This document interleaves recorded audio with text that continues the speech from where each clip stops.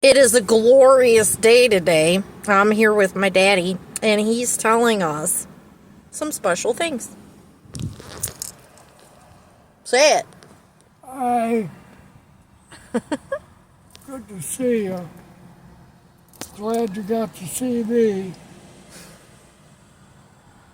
You're very lucky, just to see me. You are very beautiful.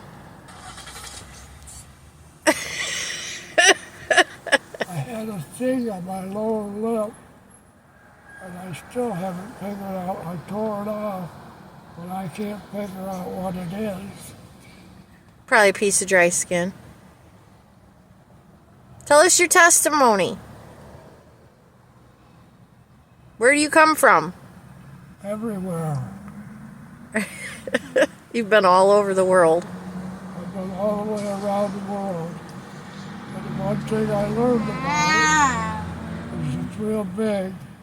And don't try to go around it the way I did. Make sure you got plenty of money. Hold on, Dad. Isaac, will you breathe and not make loud sound? Because we're making a video, okay? So when you feel like flying... That's my grandson. Say hi. I'm Mr. Manhead. Well, say hi. Wave at him. Wave at him. Say hi. You're waving at the whole world. He doesn't want to. He flies, though. So when you're flying, can you breathe instead? Because it's really loud and Grumpy's talking. Okay? I love you. It's okay. It's okay. I like him because he's strange. He's special. They call it autistic. Yeah. He's not autistic. He's just very precious. He's here to make people happy in the world, which he does very well. He's probably retarded. No, he's not retarded. We don't use the R word, Dad. Well, I'm his grandpa. I could call him retarded if I want to. But he's not retarded. People don't use the R word anymore. I know that's your era, but this era doesn't use that word. It's very offensive. He's autistic. In other words, different. Weird. Strange. Breathe, buddy. Breathe. Kind of like his grandpa. Hair. I think I probably should get a haircut, don't you?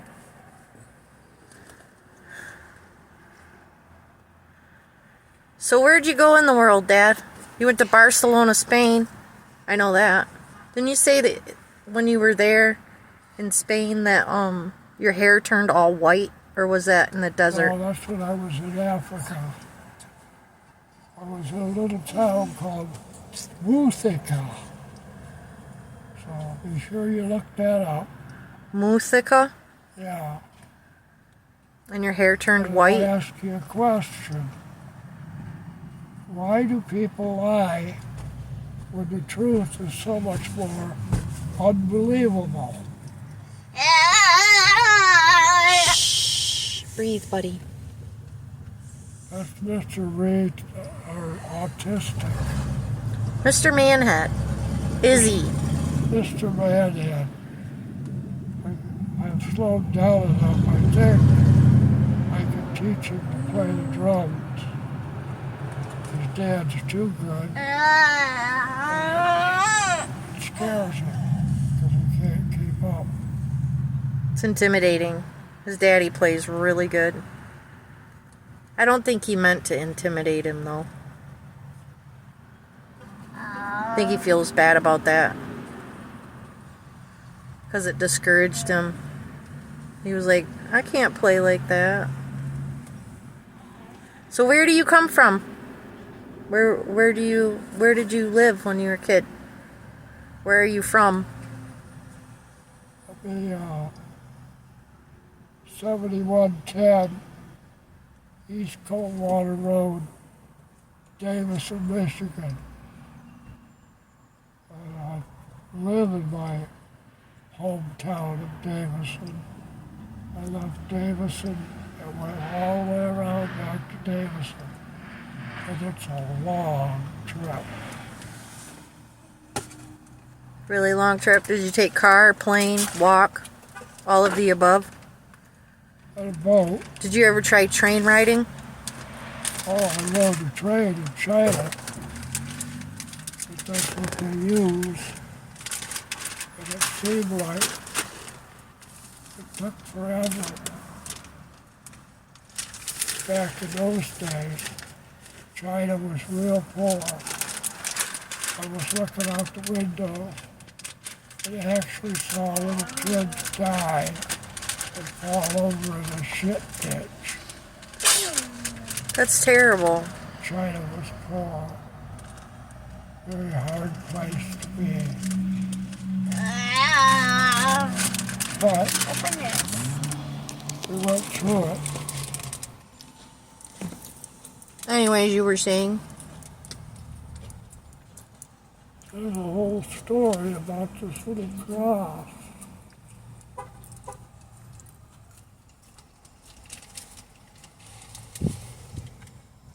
This little cross comes from a place called the Isle of Man.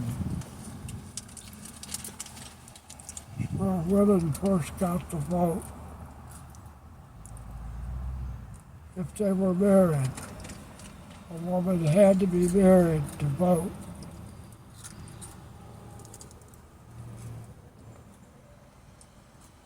So, we're here at the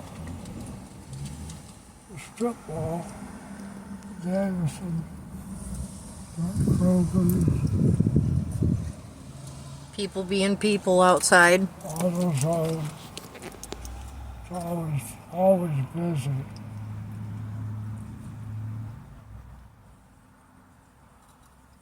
But I've gotten so old that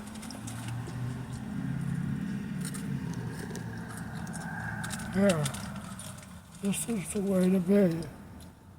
Can you read it? Loyalty.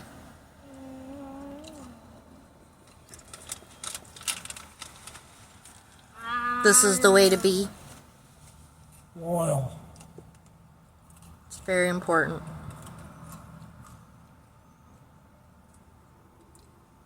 Just general population, you'll find maybe 1 out of 100 that is.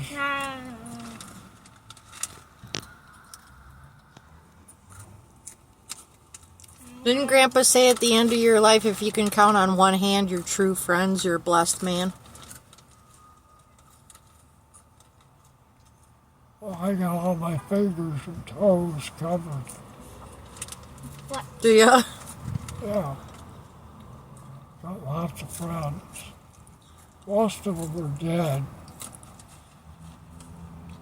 You're surprised you're still here. What's in? You're surprised I'm still here? No, I said you're surprised. I'm not surprised. I think you're going to be here another 150 years, but that's just me. Well, I was told I had the best doctors available, and they told me I couldn't expect to live much over 45. Well, I'll be 72 come July, and they're all dead. So that's a clue. Now, why wouldn't you live past 45? Because God wanted it that way. Yeah, but wasn't there a condition on your life? Wasn't that after your car accident? Yeah. When did that happen? October 3rd, 1976. And I've been cut open so many times I lost count. So, don't be too hard on anybody, especially yourself, because we're going through another time shift. I call them a world shift, where things are going to change.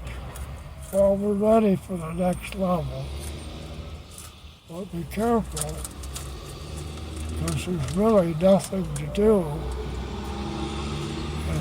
nothing is the hardest job you'll ever have. And it'll kill you quicker than anything else. You'll get atrophy. Even if it hurts, force it to move. Move it. Move it or lose it. And that's the truth. That's accurate information. And that's all I'll give you, is accurate information. So when you were in that car accident, what happened? Headlights bang. Quiet. Headlights bang. Headlights what? I saw headlights.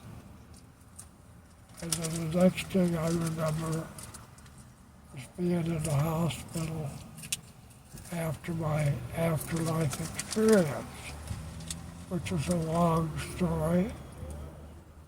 I need to write it out. Just tell us about it. Well, there was I want to know that. small wooden wall, stone. 1 second. And the stone wall was about 2 feet high. And I was looking over it right at the gates of hell. Gates opened. Fire came out of it. I jumped over the wall, and the fire was so cold. It was so cold that it burned. And I walked through it. It took about a day to walk through it to the back gates. And as I walked through it, I saw all the people that were put there. See, if you don't live right, at some point, God will turn you over to retrograde. That means you're not getting out of this one. That's why Christ, because the old man is very vengeful, jealous. You don't do things his way. I could say he'll kick your ass, but it's much worse than that. But he does love you. But he does not spare the rod. He loves you. That's why he sent a part of him that we call Jesus Christ. And that's what we pray to. Because he stepped in about 2,000 years ago. Everybody calls the devil Satan. The devil is not Satan. It's Lucifer. Satan is Lucifer's first lieutenant. But the earth is so small. He runs it. He's a liar and a thief, a cheat, hurt you. So something might look just fine. Be very careful. Stay close to God, and he'll lead you. But out the other side, I'm going to leave a lot out. Out the other side is the great nothing. You can't see anything. There's nothing to touch. You can feel where you walk. It's like real thick carpet. But if you reach down with your hand, it'll go right through it. So, Outer darkness. so I walked for about 100 miles, being very aware of time and space. And I came to this multicolored sidewalk that was inside this turning tunnel of mist, fog. Forgive me, it's hard to talk. So I climbed up on the sidewalk that was made out of squares, like a disco, when they used to have disco dances. The dance floor was all these colored squares. They lit up. So did this. I looked one way, I didn't see nothing. I looked the other way, I didn't see anything. I looked back, there was this little tiny light. So I felt perfect, physically, mentally, perfect. I didn't feel good, it was perfect. And if you ever find yourself on a multicolored sidewalk and you feel perfect, the only thing to do is walk toward the little bitty light. And you walk and walk. I walked for about 2 days. And I came to this huge door. And the door was attached to this wall of fog or mist. And the tunnel attached to it. And so it had like a French door knock curve. And at the end of it was this jewel, like a diamond.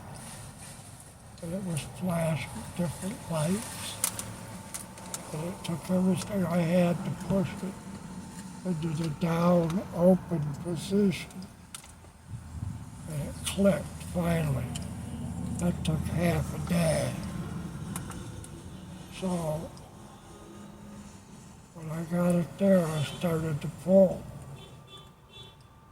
And it was like, the door was about 17 feet tall and at least a dozen feet wide. So as I'm pulling on it,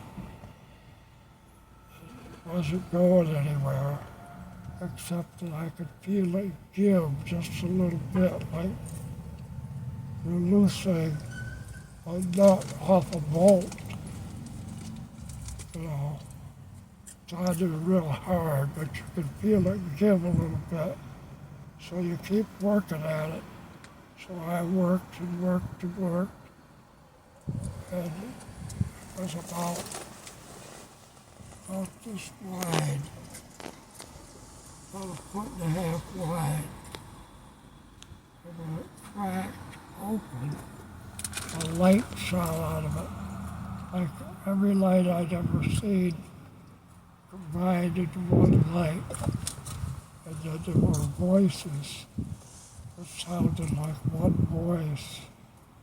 And it said that if I went to the door, I couldn't come back. And if I'd come back, it'd be worth it.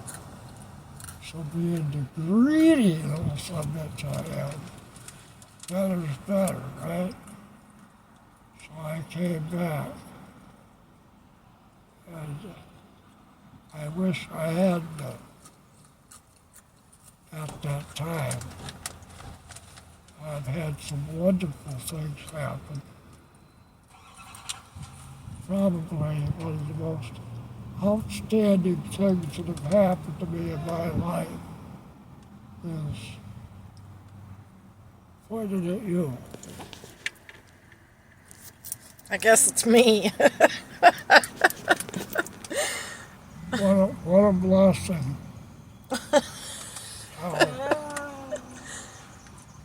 I love you, Dad. Took everything I had to shove it shut. And then it took another half day to put it back into the locked shut position.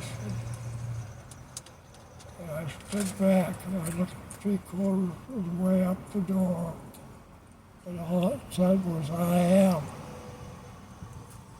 And then I fell backwards into a hospital bed with a kindly old doctor looked at me right in the face, and he said, Mr. Cussans, there is absolutely no message for you to be here. Could you explain any of this? I wasn't prepared. I was in so much pain, I couldn't talk. So they hit me up with something called Demerol, which you can't get anymore. And it let me fall asleep. But they had drilled holes even through my ribs to look into things, trying to find out what was keeping me alive, because there was no heartbeat, no respiratory, nothing was working except the brain. It kept staying alive.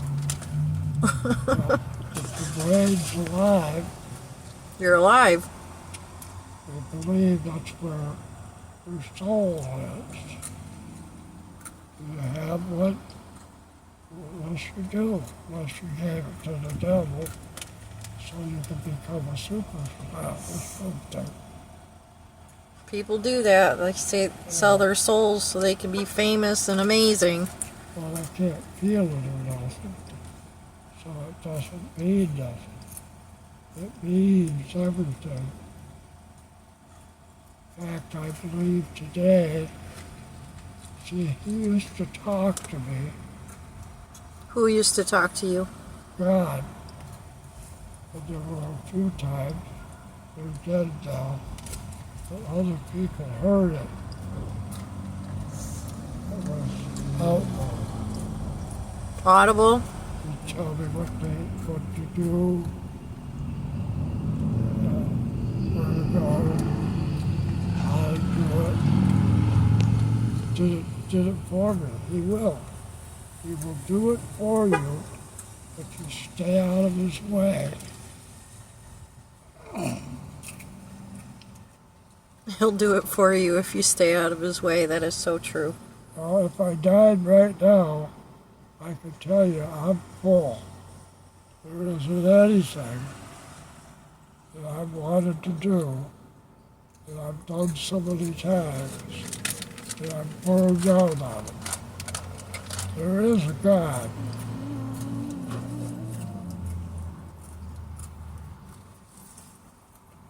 Our question isn't, is there God? There is a God. Our question is, does he give a shit? And I would say most of the time, no, he's too busy. That's why he sent part of himself in Jesus Christ. He's your best friend, the counselor. It's who you pray to. And then he will ask the old man. Hold on, Dad. I'm going to roll these up real quick. So much noise. He'll ask the old man. Who will ask the old man? And who's the old man? Christ goes to God. Christ is God also. It gets real deep. I don't usually talk religion with people, but my daughter asked me to give a short part of the story. Well, October 3rd, 1976, I called it a coma, but there was something more. When I woke up, it was actually Valentine's Day of 1977. When I came to, and I was in the hospital, and the room was full of priests and preachers, therapists studying me. They wanted to know why I was still alive. Because at that time, the longest person in that kind of a deep coma, 16 months. only made it 15 days. Well, I had made it a little over or a little under 4 months. But still today is an impossibility. So you're looking at a miracle. Oh, 4 months. Okay. 4 months. So it was 1976. It was the same year. October 3rd, 1976, I had the wreck. Yep, and you went into a coma until Valentine's Day, which would have been 4 months And what later. I remember about the wreck was headlights bang. The guy who hit me, his name was Gregory Manget. Manigan? Manget. Manget? Yeah. That's interesting. That's an interesting name. And I sat down at a meeting that I was called to talk at. And he said to me, he says, "You don't know who I am, do you?" I said, "No, sir, I don't." He said, "Well, it's kind of hard for me to tell you, but my name is Gregory Manget." He said, "I don't know what else to say." He said, "I'm sorry, just doesn't seem to get it." I said, "Well, then let me do it for you. I don't remember you. You were drunk. And all is forgiven.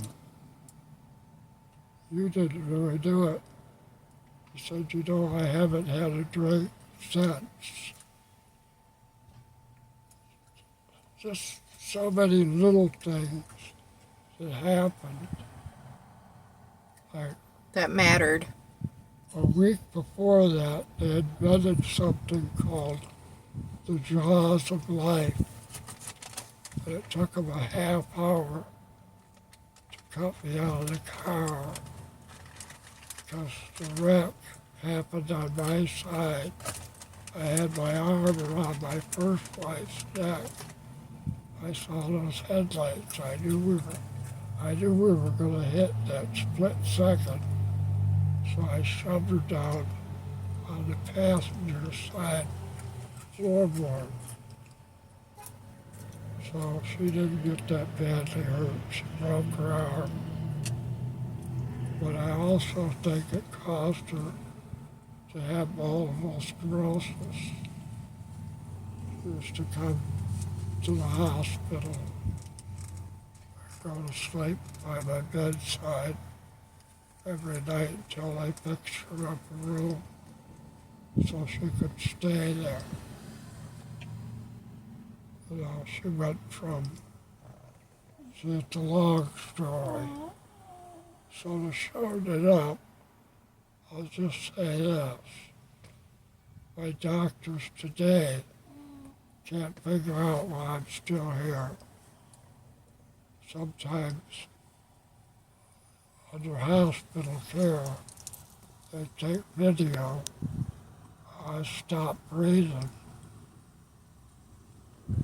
for half the night. But you still keep coming back. But they keep bringing me back. And you're ready to go. I'm ready to go anytime, but while I'm here, I'm going to enjoy every minute of it. Praise God. You know, the trees are turning color. I can remember at Christmas time, Did you we bring go any out more to see drinks? the lights. We'll get one, baby. Hold on. And this time of year, we Did go you out bring to any more see drinks? what the old folks call Did you bring any Let's- more drinks? I will get you a drink. We don't have